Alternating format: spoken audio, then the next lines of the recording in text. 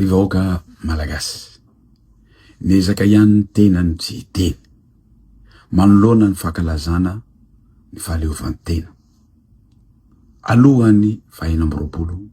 ny volana Jona fa mampiteny ny Mona iny teny nataony Ngai Rajoely tamin'ny Mahaleny. Ngai Andry Nirina Rajoely ny teny ianao tamin'ny maly fa miasa mafy, miasa mangina, miasa ho an'ny vahoaka malagasy. Fanontaniana mba tiako hapetraka aminao mahasolo tena ny vahoaka malagasy ny tenako. Aiza re tompoko ny vokatra. Ny teny ianao hoe fa miamandroso ny vahoaka malagasy fefa miamandroso Madagasikara. Fanontaniana mba tiako apetraka amin'ny vahoaka malagasy rehetra 30 tapitrisa manerana ny Madagasikara. Iza re tompoko no mahatsapa an'izany fandrosoana izany. Ngai Andry Nirina Rajoely tsy mitady fahagagana avy aminao ny vahoaka malagasy. Au moins mba tsy tokony ny potehina ny toe-karena ny vahoaka malagasy. Tokony navelanao tamin'ny endriny teo aloha talohan'ny nandraisanao ny fitondrana ny toe-karena malagasy. Au moins tokony navelanao mihitsy tamin'ny endriny iny mba nampiadana ny vahoaka malagasy. Tsy mitady teny mamy, teny tsara lahatra avy aminao isanandro, tsy mitady propagande avy aminao isanandro ny vahoaka malagasy. Mitady fiainana tsaratsara kokoa ny vahoaka malagasy. Zava-misy nefa amin'izao fotoana izao ny jiro tapatapaka foana manerana ny nosy, indrindra moa eto Andrenivohitra moa zany no tena iainanay sy ny amin'ny tapany atsimo ny renivohitra iny anisany mahatonga izay intoxication alimentaire izay anisany araka ny nambarako teo mijaly le vahoaka Andriamatoa Filoha mikasika ity jirama ity. Fa ina marina zany tena olana efa nazavainao teo ihany fa tsara foana ampahafantarina ny rehetra hoe inona ny tena zava-misy fa tena mijaly izahay vahoaka amin'ity resaka jiro ity. Miora ny fizaliana jiro dia iainantsika rehetra ary rehefa mijaly ny vahoaka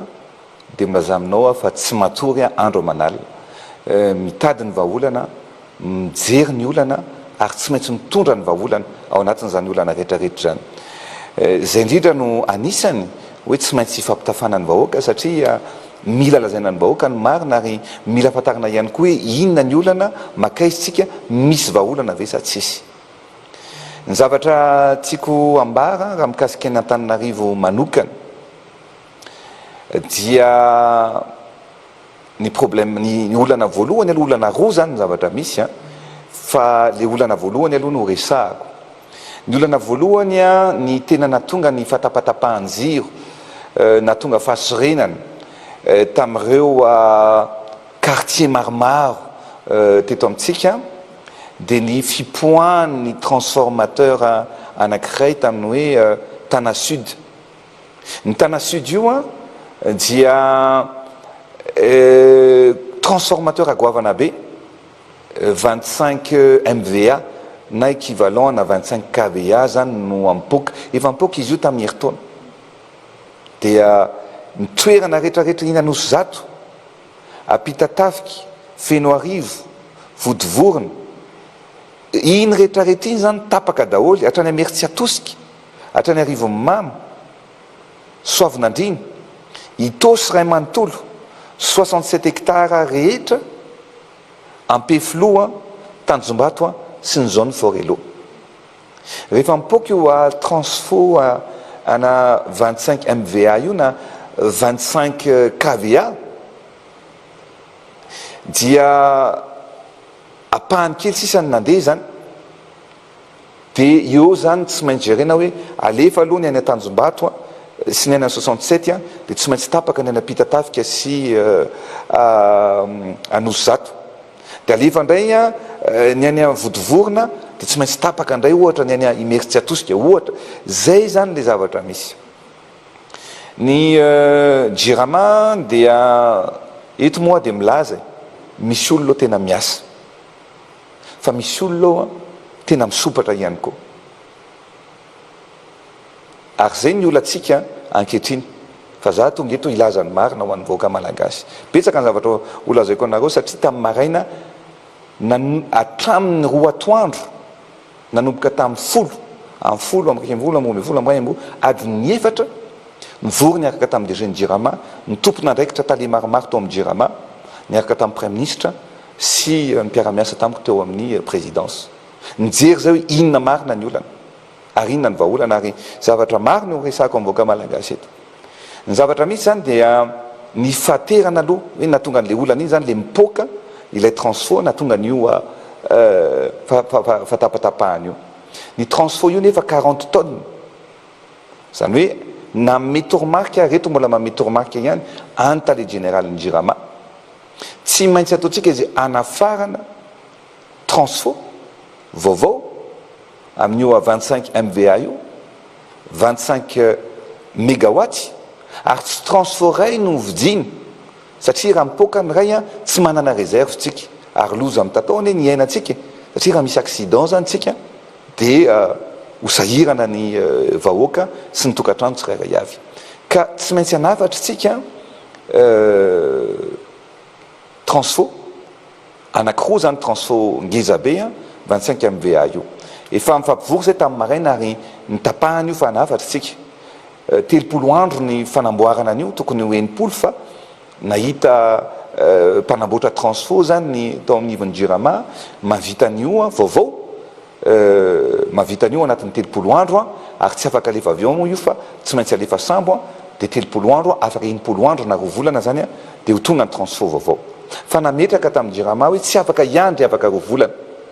fa tsy maintsy atao zay avita an'io ary reto isorako ary makahery ny mpiara-miasa ao amin'ny Jirama zay manamboatra anazy satria misy rebobinage be dia be ataony isy pièce be dia be tsy maintsy nafarana avy any ivelany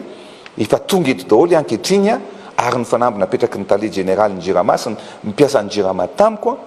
dia tsy maintsy fitaina amin'ny herinandro avy zao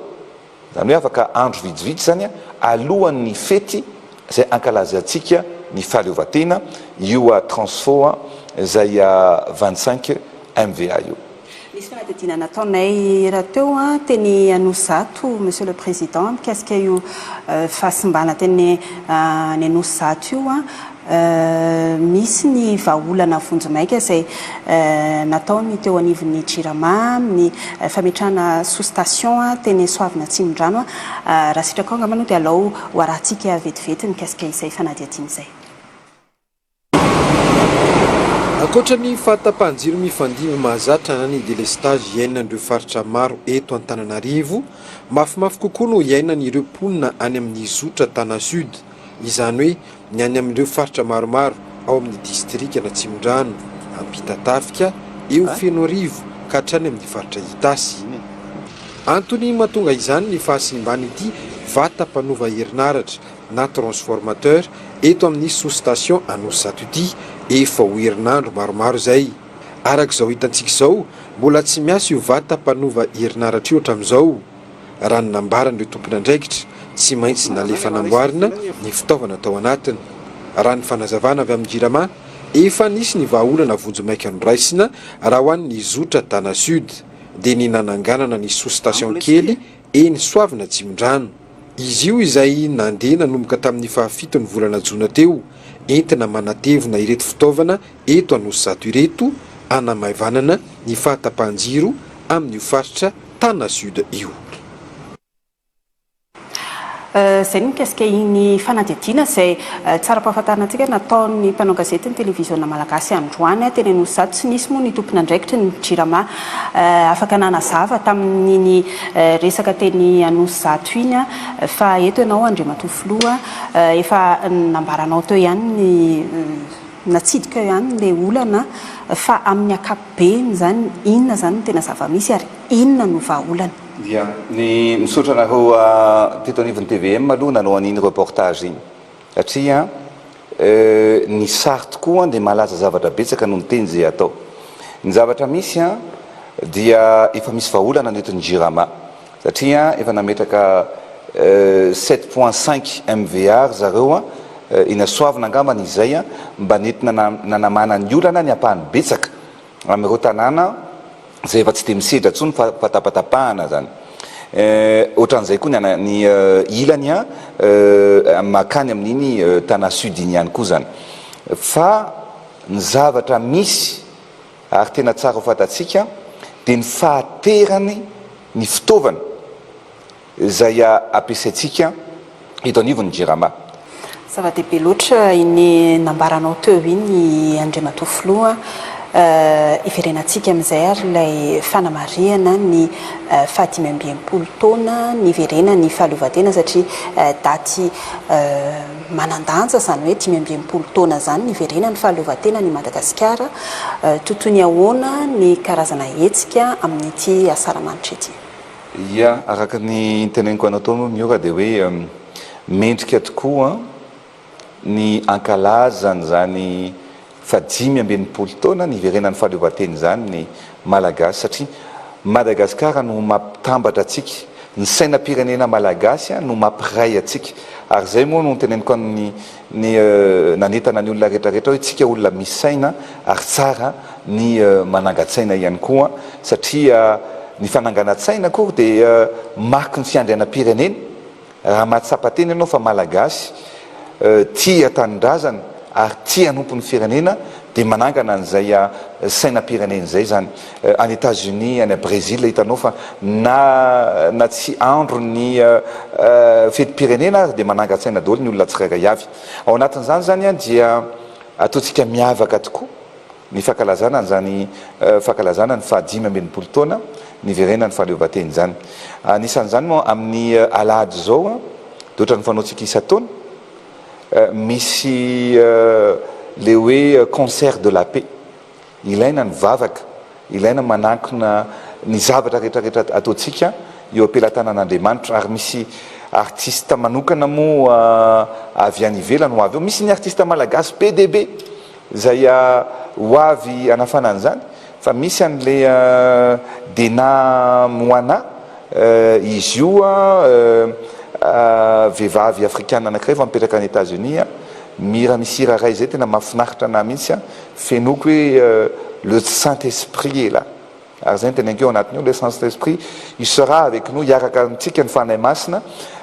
tsy amin'ny andro ihany fa amin'ny tanjona rehetrarehetra zay tiantsika apetraka eto amin'ny firenena. Dia ao amin'ny kianjan'ny Bariano anaovantsika an'io miora za moa dia anatrika an'io ohatra ny isa-taona ary mpikarakara rehetra dia nametraka ihany koa tena hiavaka ny hetsika. Fa ny zavatra mpiavaka amin'ity ihany koa ankoatran'ilay io concert de la paix io fanombohana anazy dia ny 25 juin zany raha teto anosiny nanaovantsika ny feu d'artifice dia amin'ity zany ataontsika eny amin'ny laky arivo fanambo manokana zay mitotsaina mihitsy izy io napetrako mihitsy mba ahafahan'ny vahoaka an'Antananarivo sy ny vahoaka malagasy mba mijery ny fivoarana sy ny akanto ny zavatra zay tiatsika afaka ataontsika hoe mba mahavita anazy koa tsika malagasy. Isy jeu de goavana eo zany eo amin'ny laky arivo. Eo ihany koa no eny ihany koa no ataontsika ny feu d'artifice ary isy zavatra maro isan-karazany, misy projection ao anaty rano, isy tantara eny ambony rano misambo tantaran'ny ampanjaka sy ny zavatra maro. Fa ny zavatra afaka lazaiko miora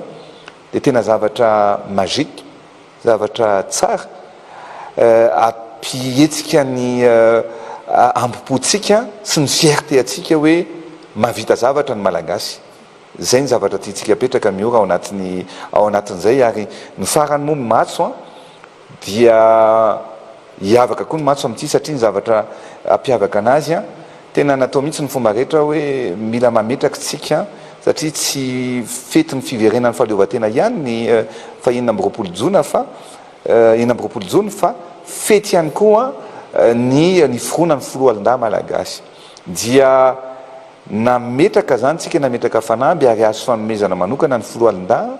dia azo fiaramanidina let 410 hitatsika io anankiroa zay ho atolotra amin'ny foloalindahy ho tonga eto tsy ho ela zany izy ireo io zao izy any amin'ny toerana misy anazy ihany ary ny mahafinaritra amin'reto let 410 reto dia afaka mitondra fret io zany hoe rehefa misy ny cyclone zany dia afaka mitondra entana na groupe électrogène na vary na fanafody afaka mitondra ihany koa marary misy marary anaky sivy misy zavatra spécial ao anatin'io afaka mitaingina an'io ary maramila ihany koa dia afaka manao latsakelinaina na midina amin'ny parachute amin'ny alalan'ny reo fiaramanidina zay ho azontsika eto a Madagasikara miora miasintsika ary tena mitondra fivoarana mitondra fanavozana tsika tsy anaiky ho akivin'ny olona hoe tsy hoe miletika Madagasikara tsy mivoatra Madagasikara misy asa be da be tsy tamaso fa za kosa mino sy manatena fa tsy maintsy mivoatra Madagasikara ary tsy maintsy mandroso Madagasikara ao anatin'ny ezaka rehetrarehetra zay ho ataontsika eto anivon'ny firenena. Verenako kely le amin'ny fahadimy amby roapolo ny volana jiona le eny amin'ny laky arivo akaiky seranam-piaramanidina izy io nefa eny no anao afomanga eny no tanterana ny jedo efa nisy fepetrany raisinareo ve satria sao misy fiaramanidina mifamezivezy ny voalohany aloha nitovizany ny eny sy ny eto anosy dia samyny lakandrano zany hoe mafeny ny norme sécuritaire zany ao anatin'izay ary misy drone ihany koa zay koa nange adiniko fa misy drone ihany koa zany ao amin'ny eny amin'iny zany hoe tena ho fety goavana be zany ny amin'ty fotoanty ny fepetra manokana miora dia efa nivory ny ACM nivory ny tompona andraikitra amin'ny folo alin-dahy ary nametraka an'izay fepetra zay satria mazava ho azy fa rehefa mandeha ny feu d'artifice dia tsisy fiaramanidina iainga na iatehirira zany hoe misy karazana notam manomboka amin'ny fito ka hatramin'ny valora sy fefany satria eo amin'ny adiny ray sy fefany io ny fampisehoana zay ho ataontsika ary ny farany moa anatin'izy io miora akoatran'izay tsy fantatra mbola misy fanontaniana ianao fa isy ny satria ho avy ny bus électrique atsika tsy nisy resaka le bus tonga ihany ve zany le bus dia misotranao napatsia fa ho avy ny bus électrique ary bus électrique moa amin'ny maha électrique anazy zay dia tsy mampiasa solika ntsony efa reo zao ny sary ny any Tamatavy Toamasina efa tonga daholo ny bus ary eto zany dia milaza fa reo bus électrique reo dia isy ny fitaterana maimaipony amin'ireo bus reo zany miala eo amin'ny parc Tsarasotra eo amin'ilay misy alohan'ny andehanana makany Ivatry iny dia hitatitra maimaipona anao va-et-vient zany anao aller retour mandrapatonga eny amin'ny laky arivo dia zay mandeha tongotra moa zany mandeha tongotra zay manana fiara dia mandeha fiara fa kosa mba ao anatin'ny fetin'ny fahaleovan-tena dia isy ny fitaterana maimaipona milahatra ampilaminana ny olona dia hoentina makeny Ivato dia eny amin'ny laky arivo dia hoentina miverina rehefa tapitra nyzay feu d'artifice dia hoentina miverina hatreo akoron-drano eo Larby moa zany eo amin'ny toerana misy amin'ny parc des oiseaux eo. Eny andry matofilo efa adiny ray latsaka 10 minitra 5 minitra no ny fampiresana fa tsara ihany nefa ndresadresana ndresanao indrindra moa ny olana mianjady ny firenena amin'ny 7 ora sy 4 minitra izao ny amaranana ity resadresaka tafanao ny vahoaka malagasy ity. Ya ny zavatra ho resako ny afatra atao apetrako amin'ny vahoaka malagasy dia ataontsika ny ezaka rehetrarehetra mba ahafahantsika mampandroso mampivoatra ny firenena amin'ny lafiny rehetrarehetra io ary indrindra amin'izao akatoky ny fankalazana amin'ny fety-pirenena izao dia mendrika ny vahoaka malagasy